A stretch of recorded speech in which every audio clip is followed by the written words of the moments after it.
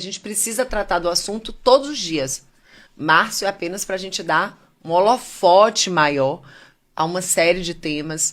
E eu tenho uma alegria imensa de, nesse mês de março, estar aqui, né, pensando mulheres que inspiram e trazendo hoje uma convidada mais do que especial, que é a presidente da OAB do Espírito Santo, a nossa queridíssima Érica Neves. Eu acho que quando a advocacia entende que precisava de ser uma mulher naquele momento, é porque a sociedade ali já está desenvolvida a este patamar de que entendeu que é bom ter uma mulher à frente das instituições, das corporações, enfim, das empresas. Hoje em dia está comprovado que a alternância de olhar entre homem e mulher traz lucro e traz crescimento, evolução.